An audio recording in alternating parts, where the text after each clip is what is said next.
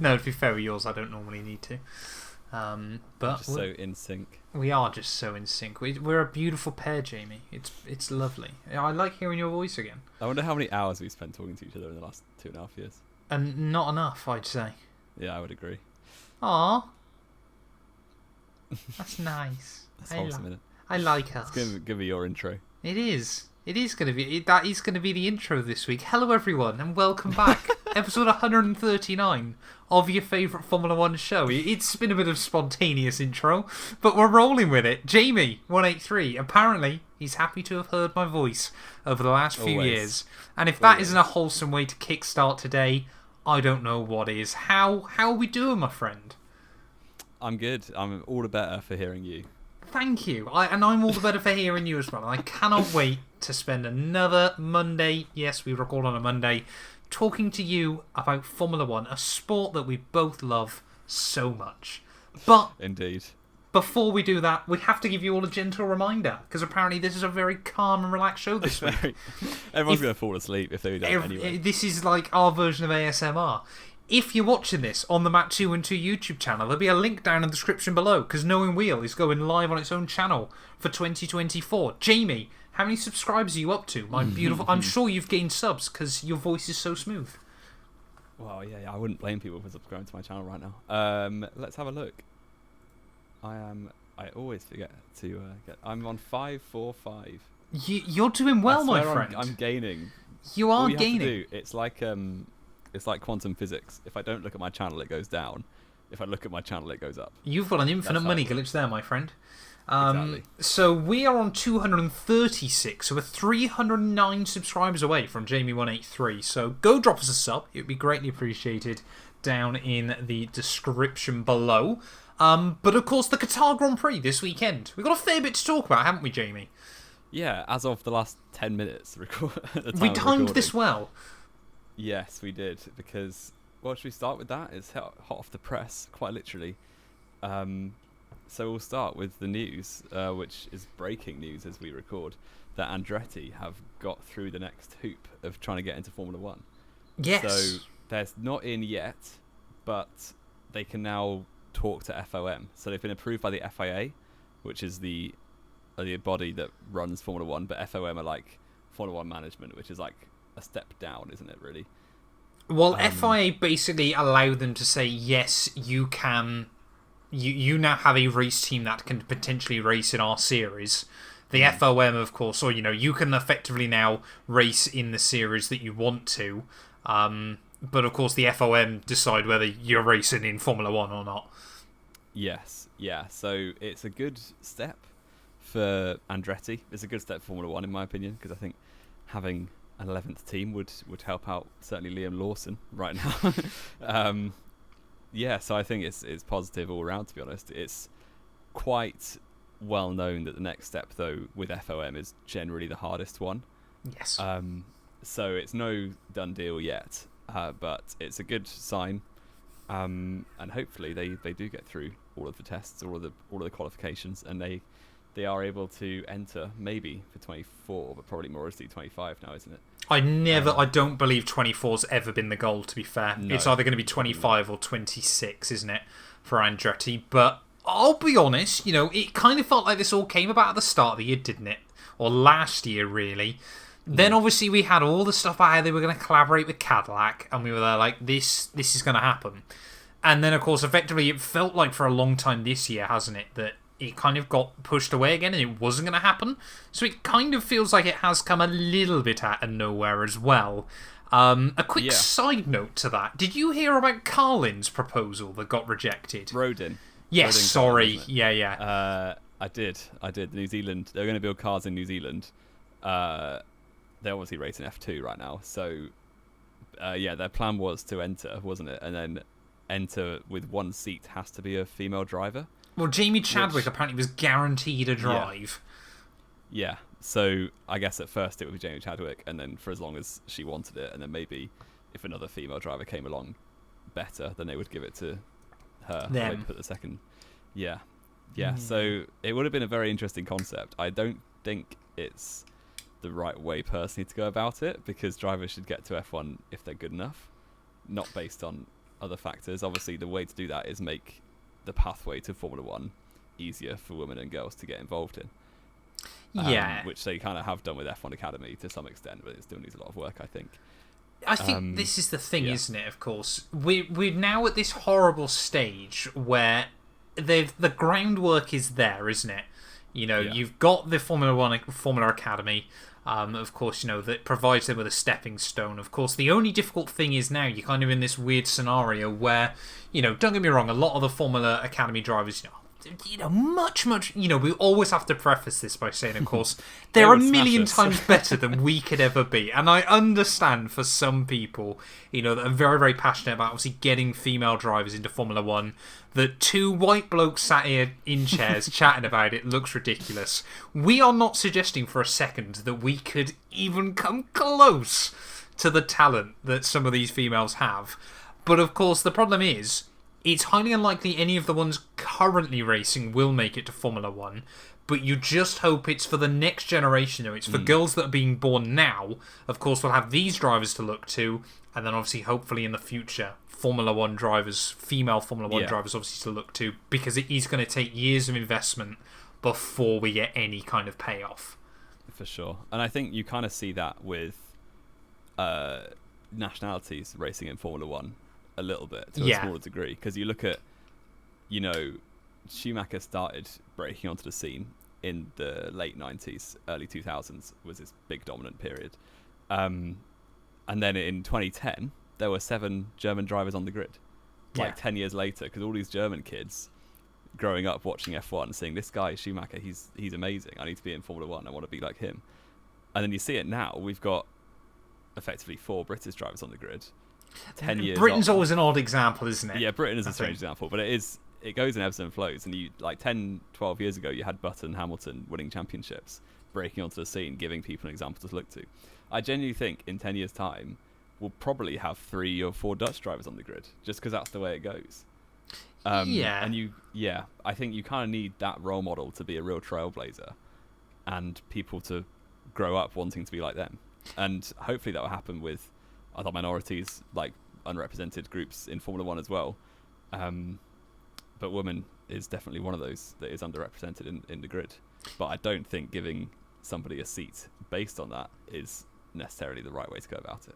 No, and I think, this was the other point I know a lot of people have made, of course, as much as I think I'm a big fan of Jamie Chadwick, she's a fantastic racing driver, but she's not Formula One material. She struggled in the IndyCar and NXT series, I think it's called. And that's like their version of Formula 2 over there. She's really struggled in that this year. Has been getting better and better. But, the last thing I think we really want either, of course, is, especially for a team like Rodin that potentially come in, instantly, if you feel like you've got one hand tied behind your back. I mean, we saw that with Haas, didn't we, for 2021 with Mazepin. Obviously, you're instantly on a bit of a back foot, and of course, yes, it's great for marketing, but you need to have 2 people that are up to F1 caliber, and at the moment, it still feels like we haven't got a female driver that's there yet. Yeah, which is a shame. Although Jessica Hawkins did the test for Aston Martin, didn't she? Yes. And there's definitely positive signs, I think, but we're getting there slowly but surely, aren't we? Yeah, it's the groundwork we're laying at the minute, and you kind of have to be patient and wait, which is a shame for the current crop of drivers, but in the future, hopefully they'll see their fruits. I'm willing to suggest by 2035 there will have been a female Formula One driver. I would back that. I don't think we'll be recording this podcast in 2035. Who knows, Jamie? Who knows? We kind of went very off topic there very quickly, didn't we? From Andretti. But of course, all good news hopefully around. It's no guarantee yet, but I think sensibly there wouldn't be this much of a big deal around it if it didn't feel like it was the right time. Of course, that's also coming quite nicely, hasn't it? With some big announcement for the rule changes in 2026. 30 kilos of the fuel is going to be used to recharge the batteries. The car's width has been reduced from 2 meters to 1.9. The car's wheelbase has been reduced, I think, from 360 down to 340 mil. and downforce has been reduced by 40%. And Jamie, quickly, you impressed? I remembered all those numbers. I am very impressed. I did switch off halfway through those numbers, but in layman's terms, they're making the cars smaller and easier to follow, and hopefully less grippy, and more able to overtake each other without the need for DRS. Yes, which is always a good thing. The downforce, I'm sure a lot of that will be reclawed. What I'm interested in is, of course, the fact that 30 kilos of fuel is going to be used to recharge the battery. When, Jamie, please, can we go to biofuel? It's true. It's very true. I think, they're obviously well down the path of using these hybrid electric with an ICU. ICU. Yeah, same thing. They're obviously far down the path now. They probably want to see it through until they can do another major change, which I think this is slightly too soon for. Although it will have been almost 10 years since the... No, it has been 10 years now. 10 years next, in a few months. The hybrid era. Wow. We're old, aren't we? It's sad, isn't it? I still, perhaps it's the opium inside me, but I just still want to believe that synthetic fuel is the way to go in the future, because that would allow us to have V10 Formula 1 cars again, and that would be magical. Or hydrogen fuel cells. Someone work that out. Hydrogen fuel cells, yeah, exactly, is another big one, isn't it? But probably a bit too dangerous for motorsport, just because they tend to go bang quite easily. Yeah, they would explode very rapidly in contact. Not ideal. No. But shall we get on to... Well, we've got a race coming up. It is a race week as we start this week, and it's race week, and it could be, for one driver, a championship. Well, could be is a bit pessimistic. It's going to be, isn't it, sensibly?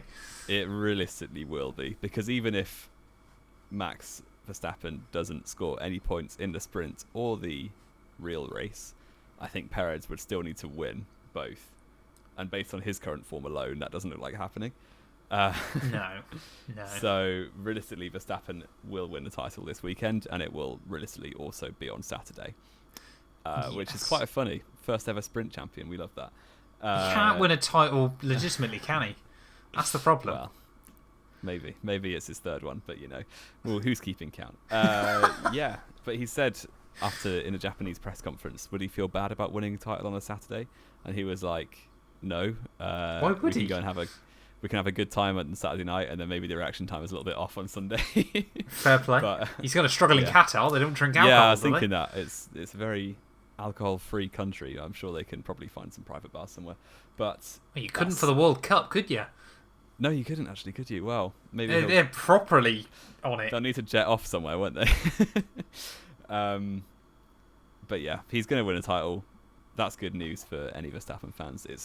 I kind of want him to just do the last to first challenge for the remainder of the races. I would love to see him attempt it, to be honest. I don't think it would kind of ruin the credibility of the other 9 teams, wouldn't it, if Red Bull just started messing around. So I don't think they'll do that. But I hope we kind of saw Lewis Hamilton quite often and Sebastian Vettel almost take their foot off the gas a little bit once they won a title. I would say Lewis tended to a bit more. I wouldn't say Seb did. It took Lewis until 2018 to win a race after he won the title. In the same season? Yeah. Yeah. But I'm thinking Seb didn't really, did he? Well, 2 of them were at the last race. Exactly. And the other one, 2011, he did a little bit. Yeah. 2013 he didn't. No, he absolutely didn't. But everyone had given up, ready for the hybrid era at that point, hadn't they? So, pretty much, yeah. Yeah. And I don't believe Max is either a driver, as we saw last year, really a driver to give up either, is he? Still obviously took out Lewis in Brazil for the sake of it. Lewis turned in, shouldn't he? I'm waiting for that one guy who comments every week calling me a salty fan to give me that comment again. He would be right. I don't even try to argue it either. But yeah, so for those of you that aren't aware, championship permutations, Max needs P4 in the sprint to win. Based on Perez winning. If Perez wins. And he needs 5 points from the Grand Prix, and therefore Perez needs to score maximum points. Well, he has to win at least on Sunday and finish P3 on Saturday if Max didn't score at all. And as Jamie said, with Perez's progress, that's not going to happen anyway. So we congratulate Max Verstappen on his 3rd World Championship. Yes, well we do. done for doing it in a sprint race. Yeah. Now win Well the done. next one on track normally, please, in a Grand Yeah. Prix Sunday. Well, he won 2021 in a fully fair fashion, so I just want to put that dig in there. Why not? Yeah, and I just stick that knife in my back. I said I liked hearing your voice at the start of this show. I was that Yeah, quickly it's gone downhill deteriorated. very fast, hasn't it? Yes. But we'll get on to our main topic for today, and that's because, as we said, the main championship, obviously the constructors is wrapped up in Japan. The drivers is about to be wrapped up in Qatar. So we will instead kind of look down the table and see what's going on there. So we kind of got a few little ones to pull out and be like, well, you know, who's going to win out of these two or these three drivers or teams. So starting off, Mercedes versus Ferrari for P2 in the constructors. Currently, it's 305 to Mercedes and 285 to Ferrari. What do we think? I am getting nervous. Not just because I'm a Mercedes fan, but getting nervous because after we had all these conversations, it's another team we'll discuss in a minute, after we had all these conversations early on this season about how, well, at least behind Red Bull there's been quite a big shuffle up, it's looking like most teams are going to finish where they did last year anyway, which is not fantastic. Ferrari have really come on strong late on in the season, haven't they? They've been the only team that's been able to hold a candle to Red Bull on Saturday. Obviously, they're going to be the only team that wins a race outside of Red Bull this year. Don't give up hope yet. You never know. Jamie, we do know, though, don't we? Win 33 for Alonso. I'll behave. Aston Martin are lucky to score points by the end of the year with the way they're going at the moment. But I think Mercedes, 20-point advantage still with how well both teams are going at the moment is not a lot because Ferrari are going a lot better than Mercedes. But this is also Ferrari under pressure. And last year, of course, we spoke about how we honestly thought at one point the Mercedes was still going to beat Ferrari, despite having a much worse car throughout most of the year. Only Ferrari could be in a battle for the championship and still just finish third. Yeah. So I am going to go out on a limb and still say Mercedes cover them off. I want to say Ferrari, and I will say Ferrari. Okay, interesting. I think Carlos Sainz has woken up on the right side of the bed since the summer break, and he's built different. And Leclerc is still very fast on a Saturday. So, yeah, why not? I think Ferrari will turn over that 20 points. Fair enough. I mean, it's an interesting one. I think hopefully it's going to be one that goes down to the wire, because at least then it will give people give us something to talk about still on the show, won't it? But I think probably the most interesting one, which on paper sounds completely far-fetched, it's got to be McLaren versus Aston Martin, isn't it? A 49-point lead for Aston Martin, but they very easily, after having a fantastic recovery, they finished joint 6th, technically 7th last year. No, they were 1 point back, weren't they? No, it was tied. I think it was tied at the end of last year. Bottas got it on count back, didn't he? They did finish 7th. And of course, this year they're like, Aston Martin, they've proved it. They can finish runner-up. And I think they're going to finish 5th. Because a 49-point lead sounds like a lot, especially when you can't win. But McLaren have scored more than that in the last 2 Grand Prix. I just think Aston Martin, they kind of need one or two races where they score more points than McLaren. Where's that going to happen? Season. Well, McLaren could just have a shocking day. I suppose it's I don't know. Because Norris is on the podium more often than not at the minute, isn't he? Well, I think the thing is, isn't it? When you look at since Silverstone and that upgrade, even at Hungary, McLaren thought they would be bad. Norris still got podium. Belgium, pretty much since that upgrade came in Austria, has been the only Grand Prix where they weren't probably second favourite. Netherlands, they weren't. No, sorry, I had forgot about the Netherlands as well. Monza. And at each of those races, in Ferrari, I forget about. Yeah. But there's been none of those races where they've looked worse than Aston. 49 points in 6 races, so they have to outscore them by 7 points a race. 8 points, Bearing in mind sprints as well. That's incredibly doable.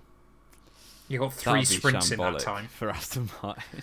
And like I said, McLaren have scored more. McLaren, so that deficit has more than halved in the last 2 Grand Prix. Yeah. It was over 100 points I think 2 races ago. And go both for McLaren. Maybe I will. Staggering, isn't it? And Alonso, He's going into the cycle, isn't he, again, where he's blaming the team on the radio. It's not looking good. Yeah. One more go at Renault, I reckon. One more. It's all he needs, isn't it? Alpine have looked so good this year. Yeah. One more go back at Renault again before he calls it a career. Maybe he'll go back to McLaren as well. You know, or Minardi. Go back Minardi. Go back to AlphaTauri. Me. Yeah, I think it's alarming, isn't it? But they really do look like they're falling off drastically, and it's not been helped, of course, because I saw an interesting theory actually today, Jamie. What was Alonso? When you look back throughout his recent career moves in Formula 1, yes, has gone to a team that's been on the up and up. And no one mind not trying to defend Lance Stroll here. But often his teammate has struggled more in the car as well. Is Alonso just really bad at developing a car? Can he not provide the good feedback that everyone hypes him up for? It's an interesting one, isn't it? I just think Alonso takes his teammates to the cleaners every time, which is why they look like they do bad. But is that partly due to the fact he develops a car only around himself and then also takes it the wrong way? But Max does that, but he takes it the right way, I suppose. There's a big difference there, yeah. I don't know. I think, Aston's development has really not been on point at all. And to be fair to Force India, they used to be quite good at developing the car. Mainly because they used to turn up with last season's car quite often, and then only put the current season's car in like Austria or something like that, back in the hybrid era. So, yeah, we'll see. I mean, I don't want to drag Alonso's name in the mud because I think he's a very capable driver. He's a capable driver, but he's not a team player. You can't argue that. Maybe not. Fair enough. Well, we'll leave it at that then. And our third team rivalry is Haas versus Alfa Romeo, isn't it? Probably, is going to require... exciting. 12 points to 10. I mean, to be fair, I'm surprised. I'm going to throw AlphaTauri into that as well. 5 points now. AlphaTauri, they made Q3 again in Japan.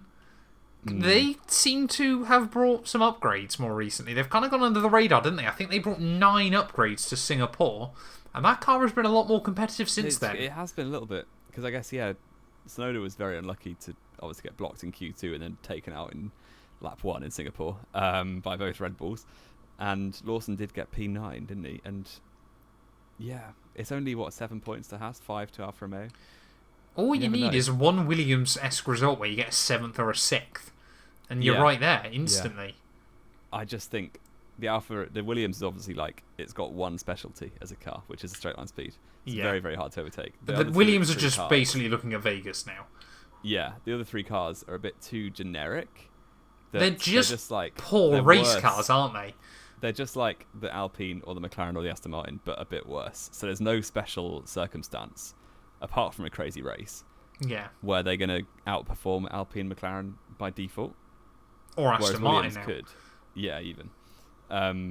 So I just think it will probably stay as it is, to be honest, especially as Haas have this B-spec car supposedly coming in. I'm looking forward to it. Every B-spec car this year has been mega, except for the Mercedes. Yeah, it's true. But then Mercedes always hype up their B-specs, don't they? So, I think it will stay in the current order that it is, which is very boring. But we can hope that very boring. Hulkenberg can score points more than once in a Grand Prix this season. It'd be quite nice. Is he still only scored in one Grand Prix? He scored a 7th in Australia and a 6th in the Austria Sprint. Nice. And then, the rest of the time, nil points. Shocking driver. Is a very shame. But he's still being his teammate. So yeah, but Magnussen's had another kid, hasn't he? Yeah. So 9 months after he got pole in Brazil, funnily enough. Perez versus Hamilton then, Jamie. We're going to move it over to the drivers. 33 points there, and I think, to be honest, if you told me this before Japan, I would have absolutely just said, well, it's going to be Perez, isn't it? But the way he's driving at the moment is catastrophic. It is. I think he'll pencil Japan down as a bad weekend and go again quite comfortably. I hope he would. Yeah, because obviously the Red Bull was well off the pace in Singapore, and then he had an absolute shocker in Japan. But to be fair to Perez, he's been on the podium as often as he's not been on the podium in clean races this season. So as long as he that's not good in a dominant car, Jamie. It's not good enough. It's not good enough. But I think he will hold on to second place because Hamilton's Mercedes doesn't look like getting podiums that often. to be honest. And if Perez can just, what is it, 33 points, yeah. I don't. 5 points a week is optimistic, isn't it? Even with 3 sprint Yeah. races. Yeah, I think Perez is gonna. I reckon that gap will be smaller than it is now by the end of the season, but I think Perez will hang on. I think. Alonso versus Sainz, 24 points between them, and it's gone from the Spaniard that's cooking to the other Spaniard that's now cooking, isn't it? Yes, and as I said, Sainz has been unreal since the summer break. More often than not, faster than Leclerc, and I really back him for getting P4 in the championship.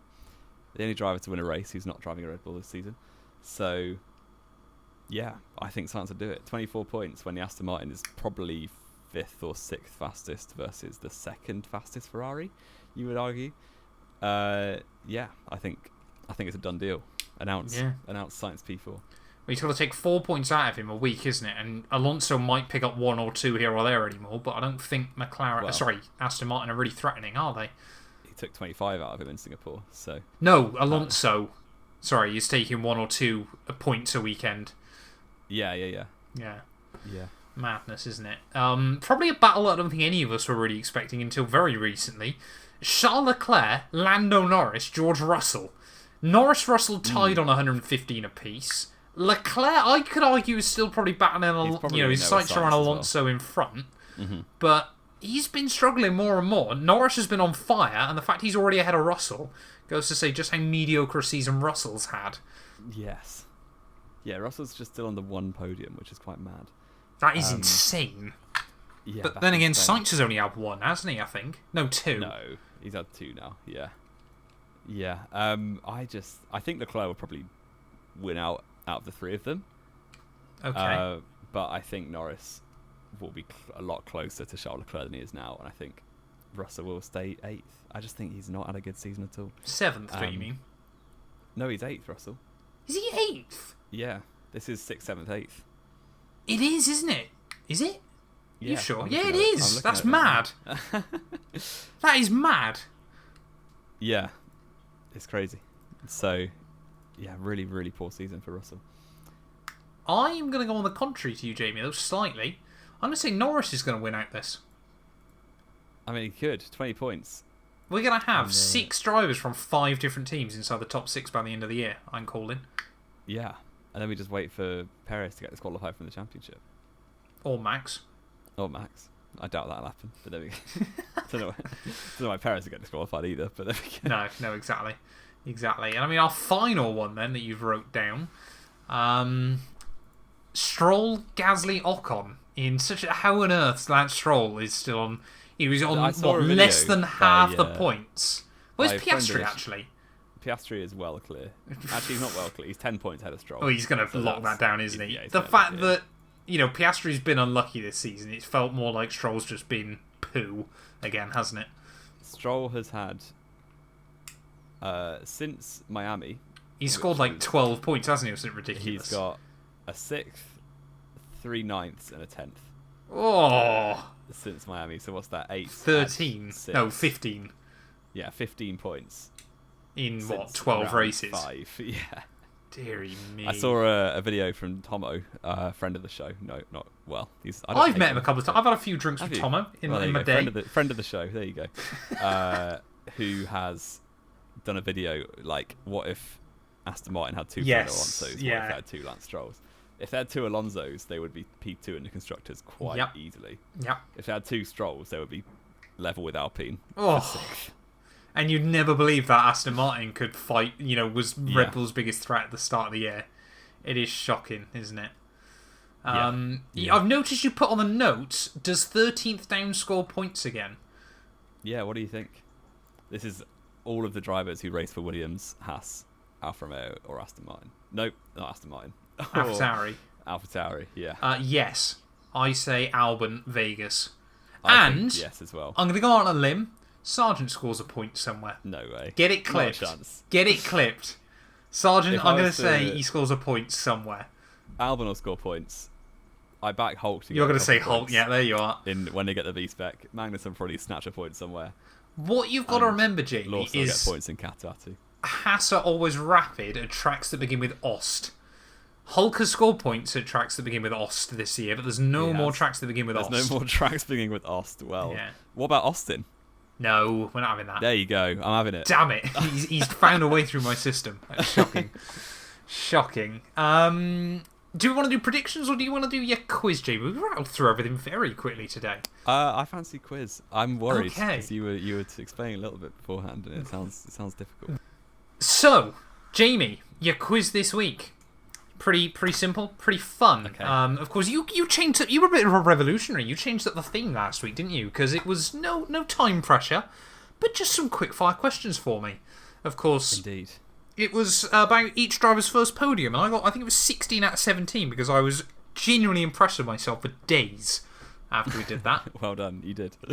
So, Qatar, famously, Jamie, has hosted one Grand Prix so far, and it's time You're in not going to ask me Formula that. One. It's only one race. No, I'm not. Okay, good. Much better than that. And there's a few other tracks in Formula One's history that have only hosted one Grand Prix. Oh, come on. We're going to run through some of them, and you're going to tell me who won those races. You better not start in 1950. Do you want to start from 1950s, or do you want to start more recently? Actually, screw it. Why not go reverse order? We're going to start at the Just start, rattle are through we? the first ones. Yeah. Okay. So, Jamie, we kickstart then. The year is 1957. Pescara, one of the craziest tracks of all time in Formula One, longer than the Nordschleife, I believe.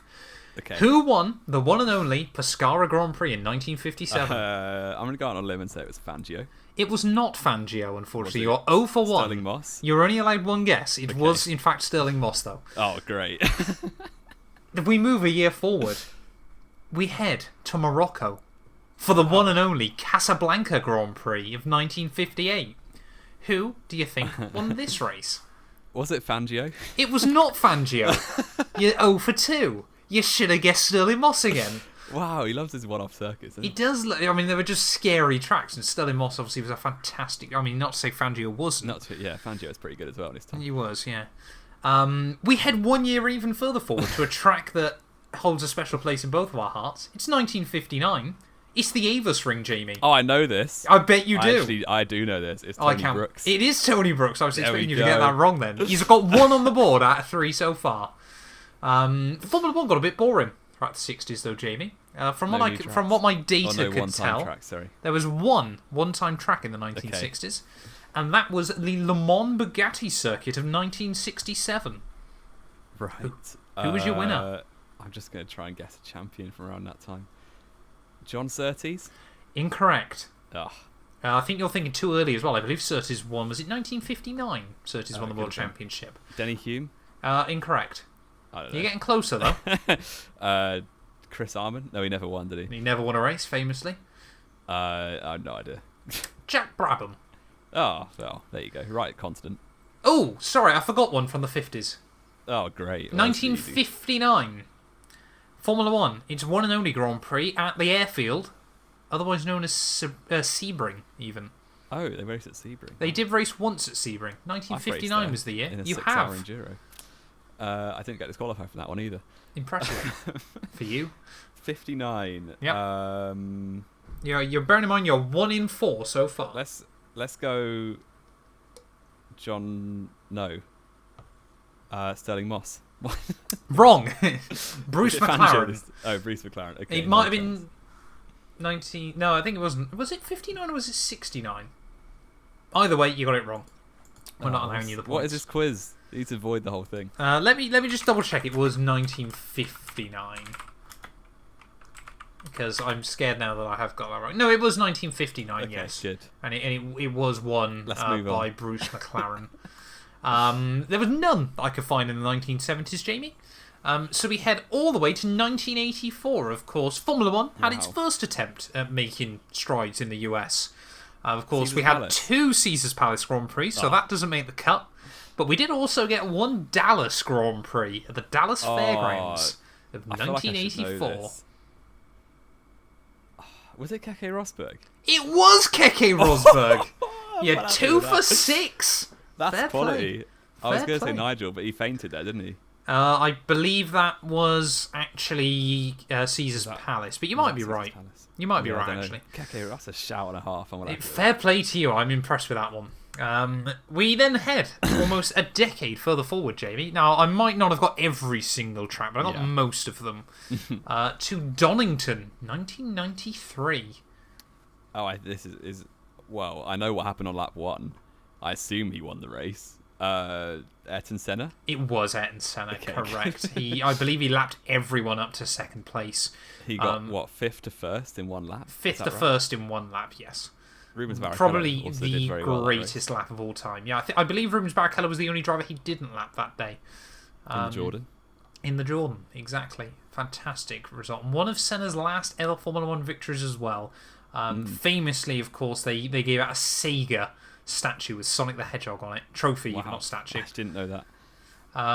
We then head quite a few years forward, actually, Jamie. Most tracks now. I considered lobbing in like the one Italian Grand Prix at Imola or the one Eiffel Grand Prix at the Nürburgring, but I thought, no, we won't do that. It's too easy for you. Too easy. But these last 4, I do actually believe you should be able to get all of them. Okay.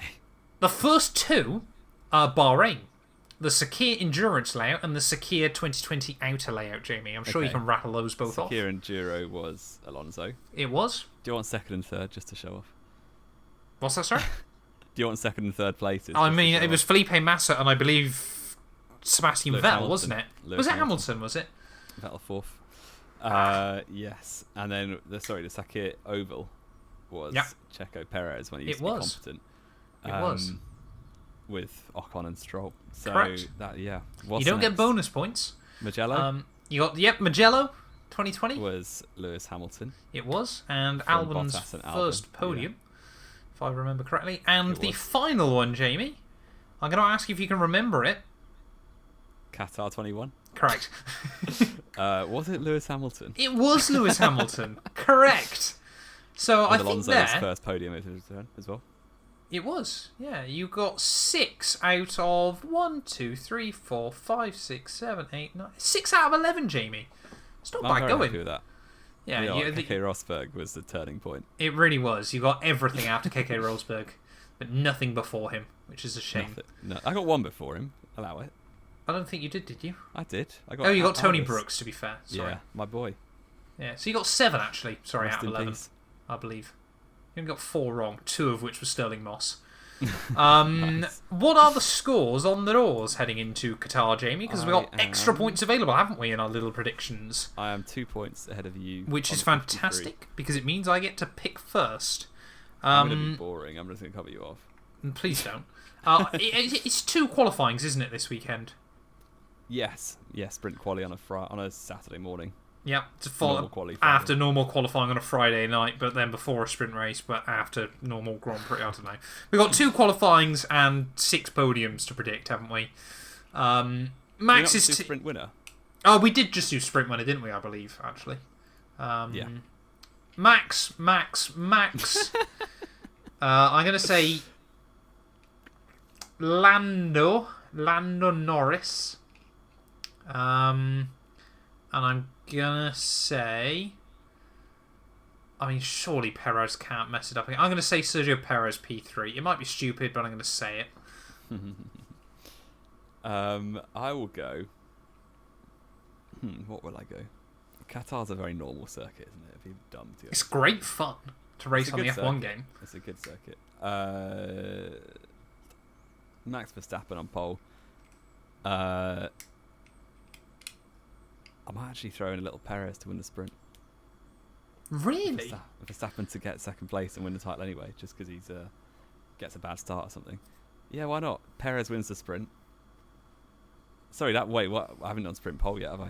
We didn't do sprint pole. You told me not to. Oh, okay. Well, there you go. Perez wins the sprint race. Verstappen wins the real race. From who was good in Japan? That's quite it's not even that similar, is it? I'll go Norris, Sainz.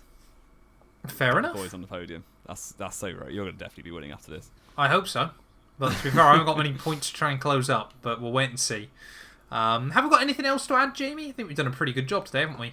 Of course, I guess the only little bit is Daniel Ricciardo obviously isn't coming back. Still Liam Lawson, isn't it, by the looks of it? Yes. Yeah. Jamie, as we started this so softly and so beautifully today, it was a very different intro to what we normally do. We're going to end it with some disruption because I'm going to allow you to do the outro. The outro. Wow. Okay. Well, thank you very much for watching. Don't forget, we're going to be on our own channel in 2024. That's right. Correct. So yeah, go subscribe over there, and yeah, join Matt's new league that I saw on his YouTube channel. We'll be back next week to review the Qatar Grand Prix when Verstappen is inevitably world champion. So we look forward to that, and we'll see you around.